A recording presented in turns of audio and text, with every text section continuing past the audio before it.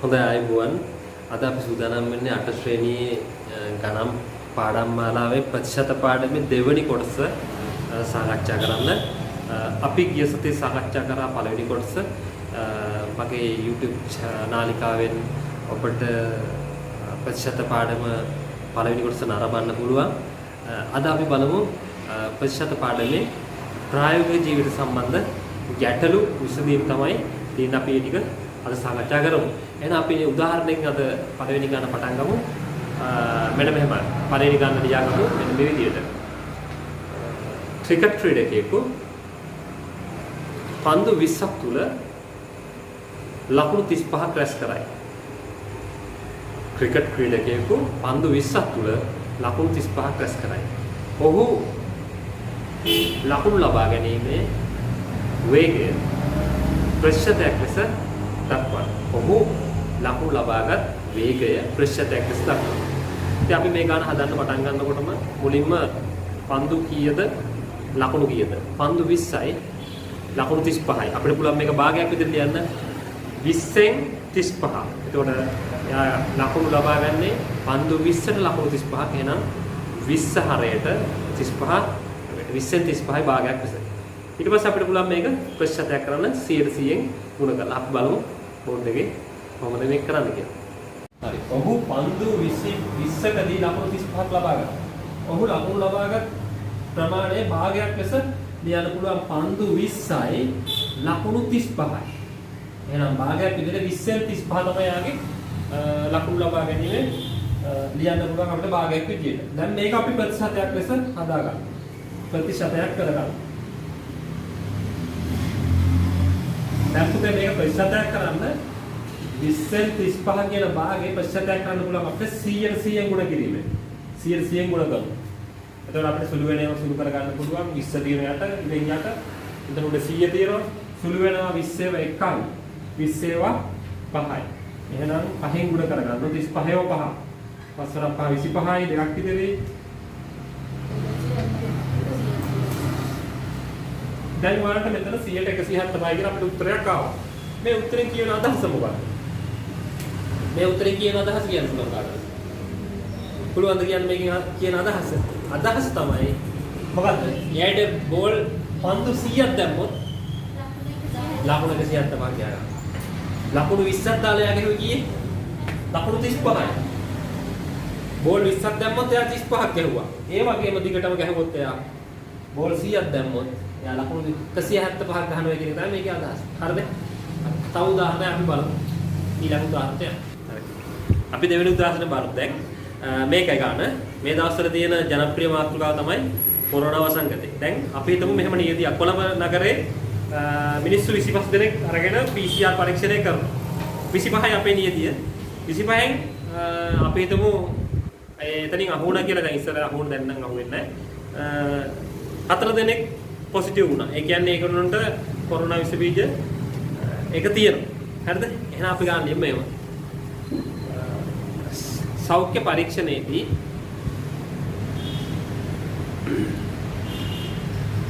විසිපස් දෙනෙකු අතරින් 4 දෙනෙකු ආසාදිතයින් බව හඳුනා ගන්නට ලැබේ.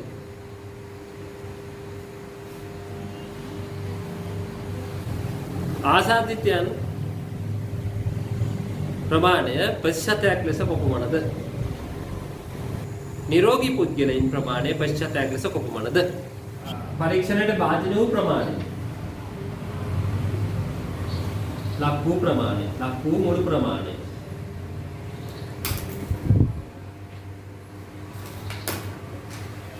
එන්නේ 25යි. ආසාදිතයින් ගණන සමානයි 4යි. එතකොට මේක භාගයක් ලෙස අපිට ගන්න පුළුවන් 25න් 4යි කියලා. ඊළඟට අපිට මේක ප්‍රතිශතයක් ලෙස ගන්න පුළුවන් මේ 25න් 4 100%න් ගුණ කරමු. 100ට 100. එතකොට පුතේ ලැබෙනවා 25න් සුළු කරන්න පුළුවන් හරේ තියෙන සංඛ්‍යාවත් එක්ක උඩ තියෙන සංඛ්‍යාව සුළු කරලා යනවා. කපණය මෙම සුළු වෙලා 25 1යි යටින් දාන්න 25ව 4යි උඩින් දාන්න. 4ක් 4 16යි ප්‍රතිශත ලකුණු තියෙනවා 116යි. මෙතන අදහස් වෙන්නේ මෙතන කලින් කිය වගේ අදහස ගත්තොත් මේ විදිහට පරීක්ෂණය කරොත් 100 දෙනෙක් පරීක්ෂා කරොත් සමහර විට අපිට 16 දෙනෙක් වගේ ප්‍රමාණයක ප්‍රතිශතයක් 16 දෙනෙක් වගේ ආසාත්‍ය හම්බ වෙයි කියලා හිතන්න පුළුවන් කියන එක තමයි මේක කියන්නේ. 25 4යිනේ 100 නම් 100ක් පරීක්ෂා කරොත් 16ක් විතර ඉඳීවි කියලා කියන්න පුළුවන්. හරි. නිරෝගී පුද්ගලයන් ප්‍රමාණය ආසාත්‍ය 16ක් ඉන්නවා නම් ඉතුරු ටික ඉන්නේ නිරෝගී පුද්ගලයන්. එහෙනම් නිරෝගී පුද්ගලයන් ප්‍රමාණය අපිට පුළුවන් ලියන්න නිරෝගී පුද්ගලයන් ප්‍රතිශතය ඒක බලන්න පුළුවන් 100ට 100 නේ 100කින් අඩු කරන්න 16ක් හොඳට කියනවා 184 184 100ෙන් 116ක් ඉවත් කරන රෝගීන් විදියට ඉතුරු ටික තමයි නිරෝගී පුද්ගලයන් 100 වැඩිපුර ඉන්නේ නිරෝගී පුද්ගලයන්. අපි බලමු එහෙනම් තව වෙනස් උදාහරණයක් මීට වඩා වෙනස් උදාහරණ. මිනිත්තු 25 පැය එකක ප්‍රතිශතයක් ලෙස දක්වන්න. මිනිත්තු 25 පැය එකක ප්‍රතිශතයක් ලෙස දක්වන්න. මම ලියුවා මෙන්න මෙහෙම. මුළු ප්‍රමාණය පැය 1යි. මුළු ප්‍රමාණය පැය 1යි. අපිට මිනිත්තු වලින් ගන්න දීලා හන්ද අපි මේක එකම එකකේ පත් කරා මිනිත්තු 60කට ගත්තා. පැය එකක් කියන්නේ මිනිත්තු 60යි. ඊළඟට අපි ගත්තා සලකන කාලය මිනිත්තු 25. එහෙනම් එතකොට භාගයක් විතර මේක ලියන්න පුළුවන් අපිට. එකම එකකින් තියෙන්නේ භාගයක් ලෙස මිනිත්තු වලින්ම දෙන හන්ද අපිට ලියන්න පුළුවන් 60න් 25යි කියලා. ඊළඟට මේක තමයි අපි ප්‍රතිශතයක් කරන්න 100න් ගුණ කරලා. එහෙනම් අපිට හරි ලේසි මේක 100න් ගුණ කරගන්න තියෙන්නේ. right. අපි දැන් ඒක කරමු. ප්‍රතිශතයක් ලෙස.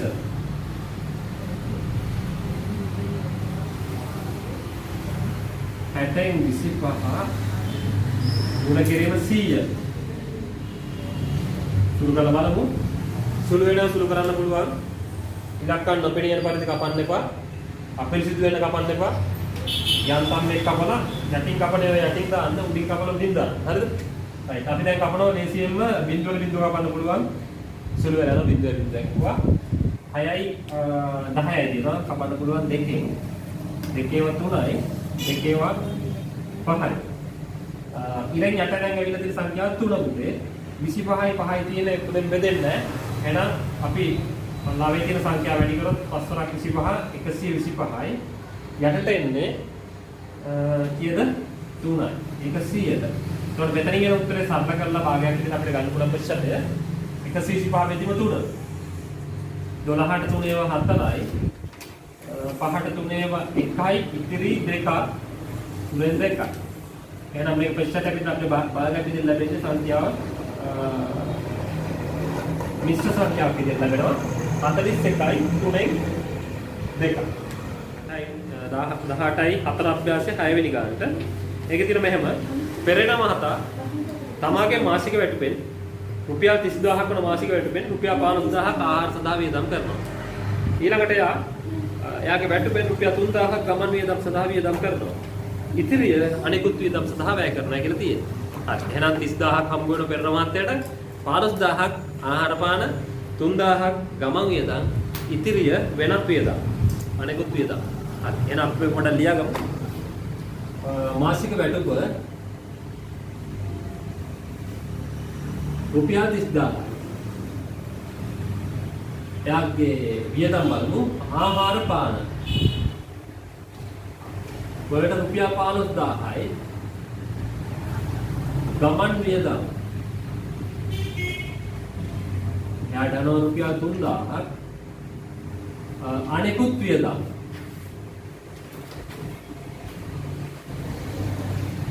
මේ වියදම් ටික කරාම ඉතුරු ටික සේරම අනෙකුත් වියදම් වලට තමයි යන්නේ. එතකොට කීයක්ද අනෙකුත් වියදම්? 15000ක් වියදම් කර ආහාර පාන 3000යි. එතකොට 18000ක් වියදම් 30000න් 18000ක් ඉවත් කරන්න. එතකොට කීයක්ද යාගේ අනෙකුත් වියදම්? රුපියල් 12000ක් අනෙකුත් වියදම්. දැන් අපි එකක් හොයාගමු. ඊළඟ අපේ ප්‍රශ්නේ වෙන්නේ මේකයි.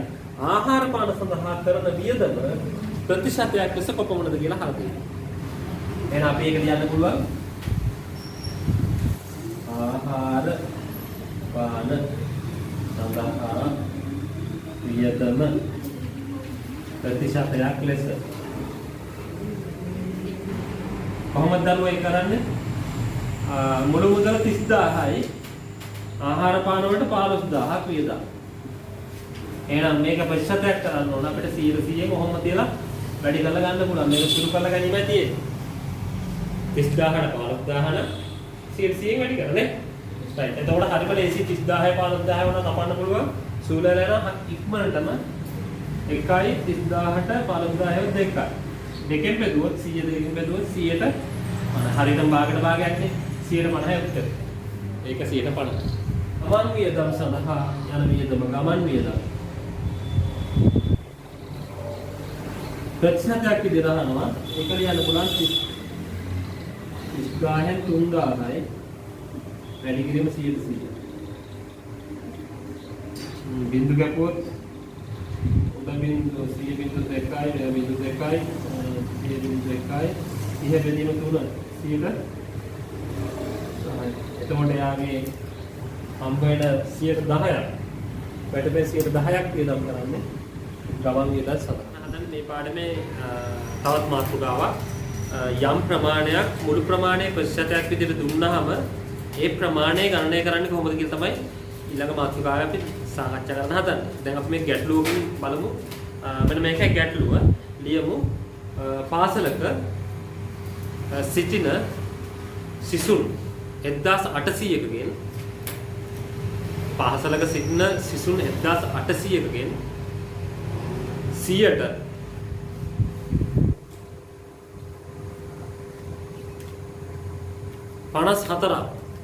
54ක් ගැහැණු ළමෝ වෙති.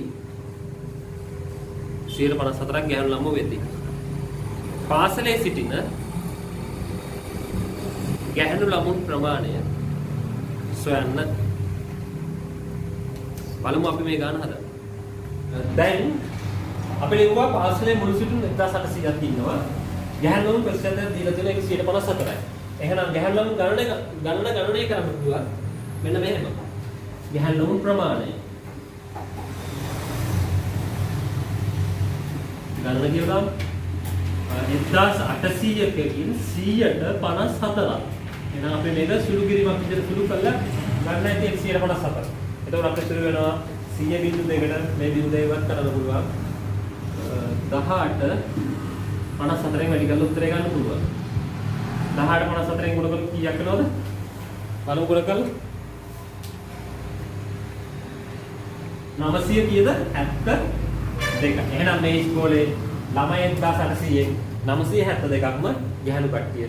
ඉතුරු ළමයි ටික තමයි පිරි ළමයි ටික වෙන්නේ. හරි. එහෙනම් අපි හෙව්වා 154ක් කියන්නේ කීයද කියලා ළමයි 972ක්.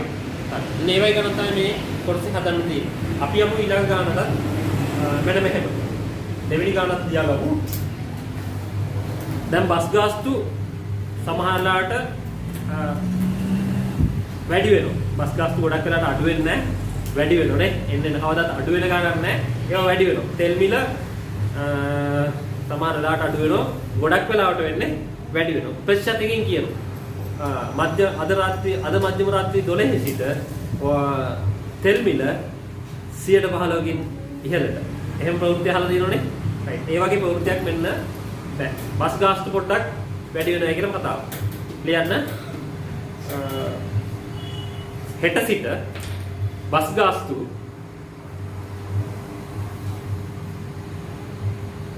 15කින් ඉහළ දැමීමට රජය තීරණය කරයි. රුපියල් 50ක් වූ බස් ගාස්තුව සඳහා වැඩිවන මුදල කොපමණද? රුපියල් 50ක බස් ගාස්තුව සඳහා වැඩිවන මුදල කොපමණද?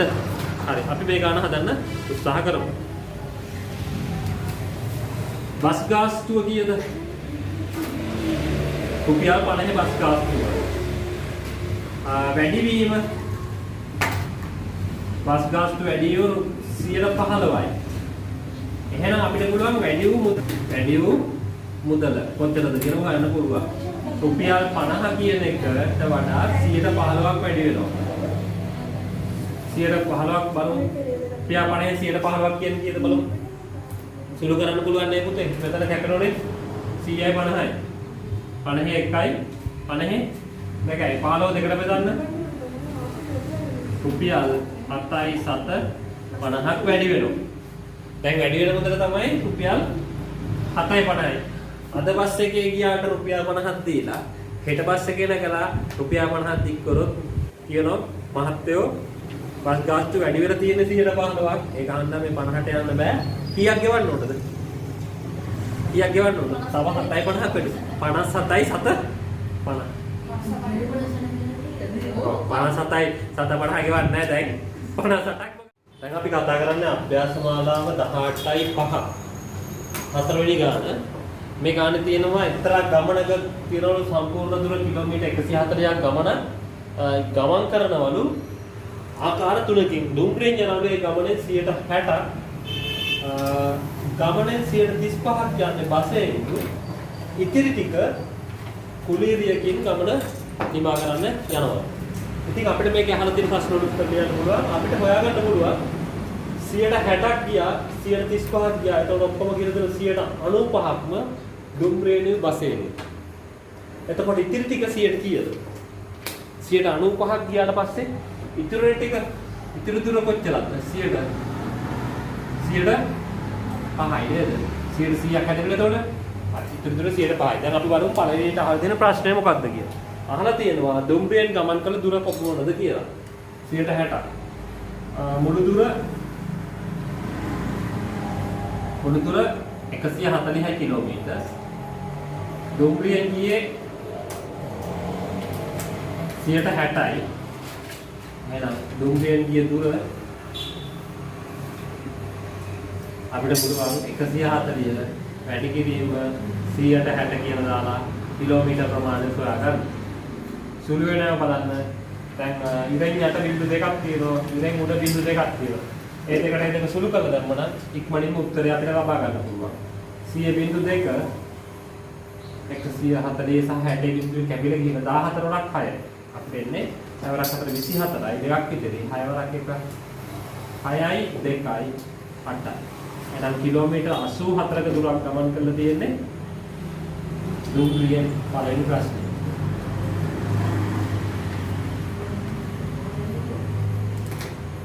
බස්රියෙන් ගමන් කළ දුර අහනවා. ඊළඟට කොච්චරයිද කියලා. අපි බලමු බස්රියෙන් කොපමණ දුරක් යනවද කියලා. බස්සේ ඊය දුර සෑහෙන්න පුළුවන් කිලෝමීටර් 140 135. එතන සුළු කරලා බලමු. කැපෙනදී බලමු. බිඳුවක් ඉවත් කරන්න පුළුවන්. එක බිඳුවක් 10 තියෙනවා 35 තියෙනවා 5න් බෙදෙනවා 5වත් 2යි 5ව 7යි. තවදුරටත් සුළු කරන්න පුළුවන් 14යි මේ 2යි සුළු වෙනවා 2ව 1යි 2ව 7යි. එතකොට ළමයින් සංඛ්‍යා දෙක 7 වරක් 7 8 එක තියෙන්නේ 7 වරක් 7 49 එකෙන් බෙදලා වෙනසක් වෙන්නේ කිලෝමීටර් 49ක දුරක් තමයි ගිහිල්ලා තියෙන්නේ බසෙන්. අපිට කුලීරියෙන් ගියපු දුරත් අහලා නැතුණත් හොයන්න ඕන නම් පුළුවන්. මේ දුරවල් දෙක එකතු කරලා 140න් අඩු කරා නම් මුළු දුරේ කුලීරියෙන් ගියපු දුරත් හොයාගන්න පුළුවන්. එහෙනම් දැන් මේකේ 18යි 5 අභ්‍යාසෙ ඉතුරු ගණන් ටික ඔයාලා හදන්න ඕන. මම මේ හතරවෙනි ගාන උදාහරණ ගාන හැදුවා. ඊළඟට අපිට තියෙන්නේ අවසාන මානේ තේම ගාන හදනවා උදාහරණකින්. මෙන්න මෙහෙම එකක් ලියමු. අඹ ගොඩක් තියෙනවා. අඹ ගොඩෙන් යම්කිසි ප්‍රතිශතයක් නරක් වෙලා ගෙඩි. මම ඒ ගෙඩි ප්‍රමාණය දෙනවා. දුන්නට පස්සේ ඔයාලට තියෙන්නේ මුළු අඹ ගෙඩි කොච්චර මේ ගොඩේ තියෙනවද කියලා හොයන්න. හරිද? මෙන්න මෙයා ගන්න. අපි හිතමු මෙහෙම. අඹ ගොඩකින් ලියන්න අඹ ගොඩකින්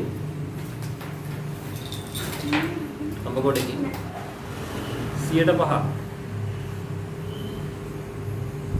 නරක් වී ඇත. නරක් වූ අඹ ගෙඩි ප්‍රමාණය 30ක් නම් මුළු අඹ ගොඩේ ඇති අඹ ගෙඩි ගණන සොයන්න.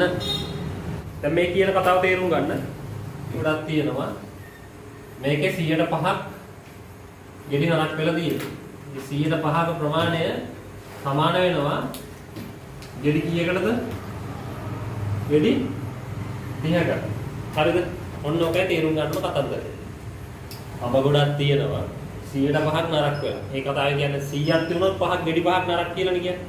100ක් තියුණොත් ගෙඩි 5ක් නරක් වෙලා. ඉතින් හදන්න පුළුවන් මේක. කමඩක් මේව හදමු. එතකොට නරක් වූ ප්‍රමාණය 105යි.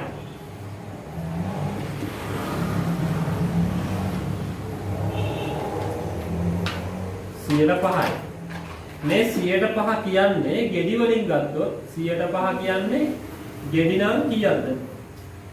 ගෙඩි 30ක්. අඹ කොට එතකොට 101ක ප්‍රමාණය අපිට හොයාගන්න පුළුවන්. එකක් කියන්නේ 105ක් මෙච්චර නම් 101ක් කියන්නේ මේක 5ෙන් බෙදන්නයි ඕන. 5ෙන් බෙදලා එකයි වෙලා තියෙන්නේ. එහෙනම් 30ක් බෙදනවා 5ට. 30 5ට බෙදුවොත් කීයද? 6යි. ගෙඩි 6යි නේ. අඹ ගෙඩි 6යි. එහෙනම් 100ක් තමයි අඹ ගෙඩි සම්පූර්ණ මුළු ගොඩේ තියෙන 100ම අඹ ගෙඩි. එතකොට 100ට එකක් 6 නම් 100ක් බලන්න පුළුවන්. මේ ගෙඩි 6 කීයද වැඩි කරන්න ඕන? 100. එකක් මෙච්චර නම් 100ක් බලන්න ඒක 100 වැඩි කරන්න එපා. එතකොට එනවා අපිට අඹ ගෙඩි මුළු ගොඩේ මුළු අඹ ගෙඩි ගණන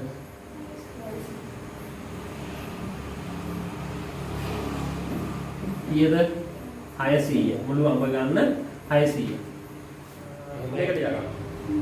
එක්තරා මුදලකින් 110ක් රුපියල් 450 නම් මුළු මුදල සොයන්න. 110ක් සමානයි රුපියල් 450යි. එහෙනම් පුතේ 101ක් කියන්නේ රුපියල් 450 බෙදීම 10. ඒ කියන්නේ රුපියල් 45ක්.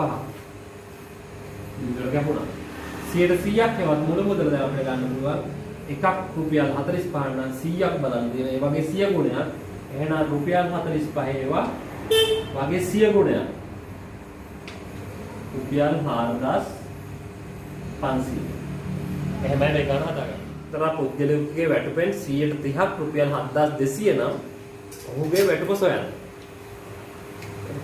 එහෙනම් අපිට මෙතන සම්බන්ධ කරන්නේ 130ක ප්‍රමාණය තමයි සමාන වෙන්නේ රුපියල් 7200කට.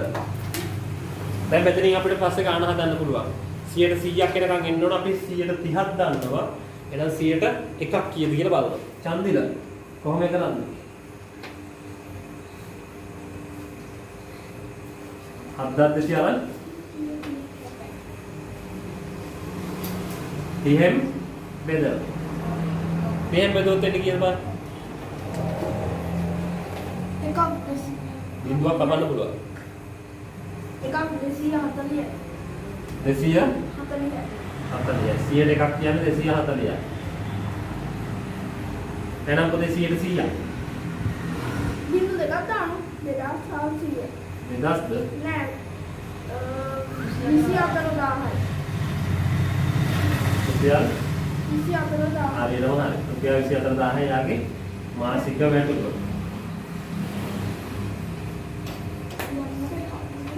දැන් මේ අපි හැදුවේ අපේ පෙළ පොතේ තියෙන 18යි 6 අභ්‍යාසයේ තියෙන පළවෙනි ගණන. එහෙනම් ඔයාලට පුළුවන් ඒක ඉතුරු ගණන් ටික හදන්න මම උදාහරණ කිහිපයකුත් කරානේ.